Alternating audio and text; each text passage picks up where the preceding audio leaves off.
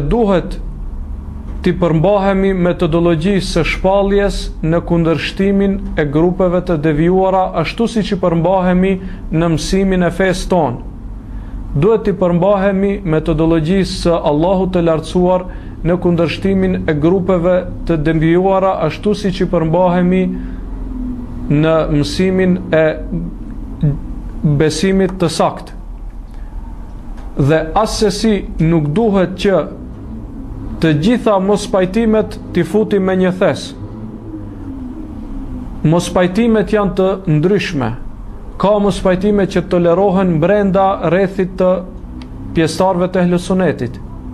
Dhe këto janë mospajtimet që kanë të bëjnë me çështje të fikhut e kështu me radhë. Mospajtimi që ka të bëjë me çështjen e akides. Edhe këtu njerëzit janë në grada, nuk është mospajtimi me shijat, ashtu si që është mospajtimi me ndonjë grupacion që është më afër, si që janë esharit. Nuk është mospajtimi me ata që janë total të dalur prej feje, ashtu si që është me një grupacion më të afërt.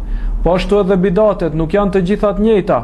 Ka bidate që janë shumë të mëdhaja, ka bidate që janë shumë të vogla, dhe duhet kemi parasysh këto dallime dhe mos t'i futim të gjithë me një thes. Për fat keq, tash ekstremizmi ekziston. Dhe ndoshta përçohen njerëzit për shkak të një fetvaje të një dietari për çështje bashkohore. Dhe ndoshta përçohen njerëzit për gjëra që nuk i takon të përçohen. E pastaj e nxjerrin njëri tjetrin prej menhexhi, e nxjerrin njëri tjetrin prej akides e kështu me radhë për shkak të ekstremizmit. Për shkak se nuk e ndjekin metodologjinë e shpalljes në kundërshtimin e gabimit të kundërshtari.